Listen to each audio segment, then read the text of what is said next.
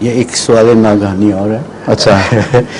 وہ یہ ہے کہ جی بعض انبیاء کی وفات بیماری کے نتیجے میں ہوئی. اللہ تعالیٰ اپنے ان مقربین کو آسان موت کی بجائے ایسی تکالیف میں سے کیوں ان کو گزارتا ہے؟ صرف یہ موت کی تکلیف ہی ہے یا زندگی بھر بھی تکلیفیں اٹھاتے ہیں؟ یہ وفات سے پہلے میں پوچھ رہا ہوں جی زندگی بھر بھی تکلیفیں اٹھاتے ہیں کہ نہیں؟ وہ تو ہے. تو وہاں سے سوال شروع کریں. صرف آخری تکلیف دکھائی دیتی ہے آپ کو؟ اگر ایک خالق نے اپنے محبوب کو بلانا ہی ہے تو آرام سے بلا لے. مطلب ایک رات کو سوئیں صبح اٹھے نا. ایک خالق نے اگر اپنے محبوب کی ساری زندگی جی دکھوں میں گزاری ہو ہاں جی تو فیس سیونگ کرے گا آرام سے بلا کے. اس لیے کاٹتے کیوں ان باتوں کو؟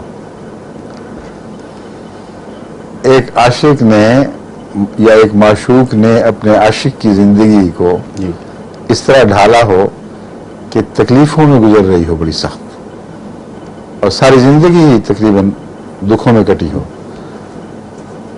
آپ چاہتے ہیں کہ صرف بلاتے ہوئے ٹھیک کر دے تو کوئی بات نہیں. یہ تو کوئی دلیل نہ بنے. بلانا تو ہے ہی ہے نا. تو میرا مطلب یہ ہے کہ یعنی اس طرح کیوں بلایا جائے؟ مجھے پہلے سوال کا جواب دیں. پہلی زندگی میں کیوں تکلیفیں تھیں اسی میں اس کا جواب ہے.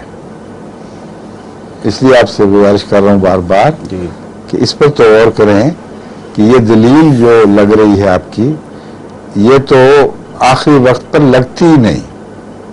عشق و معشوق کے عاشق و معشوق کے رشتے میں ایسے موقع پہ اگر کچھ کرے تو اس کا پتہ کیا جواب ہوتا ہے؟ جی پتھر پڑے صنم تیرے ایسے پیار پر. جب مر گئے تو آئے ہمارے مزار پر. اب کیا فائدہ آنے کا؟ بال شاعر کہتے ہیں ابھی ساری وہ تو ہمیں مصیبت ڈالی رکھی تھی اب تو آیا نہ آیا برابر ہے. تو اس لیے یہ دیکھیں عشق و معشوق کے عاشق و معشوق کے رشتے میں اگر کوئی سوال اٹھنا چاہیے تو ساری زندگی کی تکلیفوں کو اٹھنا چاہیے صرف موت کی تکلیف کا نہیں. سمجھیں؟ اور اس کے اور جوابات ہیں. قرآن کریم نے اپنے سب سے زیادہ پیار کرنے والوں کو نمونہ بنایا دنیا میں اور نمونوں کے علاوہ صبر کا نمونہ بھی ہے. اور یہ اس لیے ضروری تھا, یہ بہت ہی اہم نقطہ ہے, کوئی اتفاقی بات نہیں ہے, اس لیے ضروری تھا کہ جس قوم کی اصلاح کی جائے یہ قاعدہ کلیہ ہے, جب تک آسائشیں ترک کر کے وہ تکلیفوں میں سے نہ گزرے اس کی اصلاح نہیں ہو سکتی.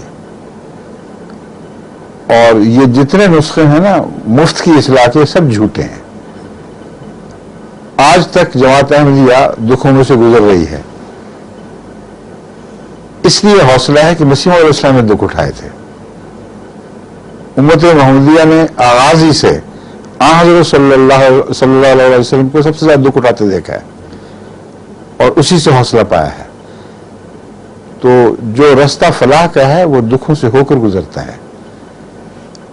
اور اسی لیے اِنَّ مَعَ الْعُسْرِ يُسْرًا اِنَّ مَعَ الْعُسْرِ يُسْرًا یہ قاعدہ کلیہ بیان فرما دیا کہ یسر چاہتے ہو, آسانی چاہتے ہو تو دکھوں سے گزرنا پڑے گا. وہی قومیں جزا پائیں گی جن کو محنت کرنے کی عادت ہے. دنیا میں بھی قاعدہ چسپاں ہو رہا ہے, مذہب میں بھی چسپاں ہو رہا ہے. اور جس نے یہ سکھانا تھا وہ اگر آرام سے زندگی بسر کر رہا ہوتا عیش و عشرت کی, تو کیا لوگ نمونہ پکڑتے کہ لوگ کہتے اللہ نے اپنے پیارے کو ضرور کر دیا اور ہمیں مصیبتیں ڈال دیں. وہ جو مصیبتیں ہیں اس وجہ سے کہ رسول اللہ صلی اللہ علیہ وسلم نے تکلیفیں سب سے زیادہ اٹھائیں اور ان کی تکلیفیں بھی خود اٹھائیں. یہ ہے اصل نقطہ. اس چیز نے ان کے دلوں میں یہ تمنا پیدا کی کہ ہماری تکلیفیں ادھر منتقل ہونے کا تو کیا سوال, وہ بھی ہم پر ہماری طرف منتقل ہو جائیں. یہ جو جذبہ تھا اس نے اصلاح کی اور انقلاب کی غیر معمولی طاقت پیدا کر دی. ایک اس کا یہ جواب ہے. دوسرا حضرت مسیح علیہ السلام فرماتے ہیں کہ تمہیں جن کی تکلیفیں دکھائی دے رہی ہیں وہ اتنا زیادہ اپنے رب سے پیار کرتے ہیں کہ اس کے तरफ से कड़वा फल भी मुंह को मीठा ही लगता है, और ये मजा आता है कि हम अपने महबूब की खातिर एक तकलीफ उठा रहे हैं। हजरत इब्राहिम अलैहिस्सलाम ने अल्लाह ताला से सवाल किया था, अरे ना मनासे करना। अब देखने में बड़ी जरूरत है।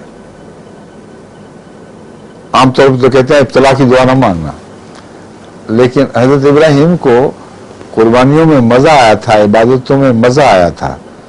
मनासिक कुर्बान गाहों को भी कहते हैं और इबादत के मौके जो हैं उनको भी ज्यादातर कुर्बानी के लिए इस्तेमाल होता है। तो इब्राहिम तो कुर्बानी की राह मांग रहे थे, इसलिए कि नबी उसमें लुत्फ उठाता है। कुछ और भी है तो हमें लुत्फ आता है। हज़रत मसीह अलैहिस्सलाम ने इसका खुलासा बयान फरमाया है, हमारी आला लज़्ज़ात हमारे खुदा में है, तो उनकी दुनिया ही और है। यहां से जो मुसीबत में मुब्तला दिखाई देते हैं वो मुसीबत में मुब्तला नहीं होते।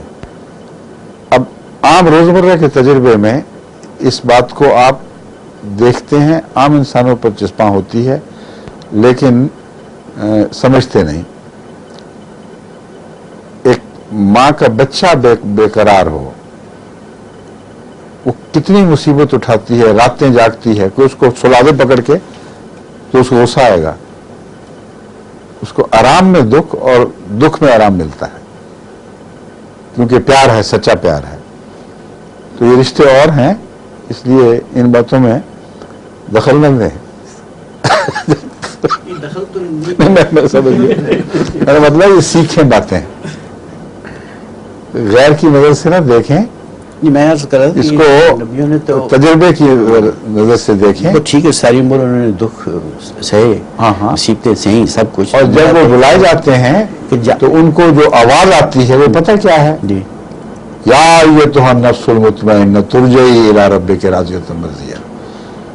दुख की हालत के बाद जो मान इंतकाल होता है राहत और आराम में और रज़ा में, उसका कॉन्ट्रास्ट भी तो देखें। और वो दुख कितना मामूली है। माँ बच्चा दुख से देती है कि नहीं? है? क्या जरूरत थी अल्लाह को ये मुसीबत डालने की? लेकिन बच्चे के बाद जो पहली आवाज आती है उसके सारे दुख भूल जाते हैं, और उसी के रद्द अमल के तौर पर ज्यादा मोहब्बत पैदा हो जाती है। बस अल्लाह ताला की तरफ जाने वाले जो आर्जी उस मकाम से गुजरते हैं जो क्या मुकाम है, तो अचानक जो देखते हैं उनका कॉन्ट्रास्ट भी देखें उसका। मेरा तो सवाल था, मुझे अपने पर रहम आ रहा था। बिल्कुल फिक्र न करें, मुझे अपने पर रहम आ रहा था। हो सकता है कोई जरूरी तो आपको रस्ते से ना बुलाया जाए। ऐसे मौके पे मैंने कहा कि अगर बुलाने ही था तो आराम से बुला लेते, बुखार में चढ़े हुए हैं। शुक्र है आप खुदा ने जिंदगी में कोई और अच्छा आइए चले।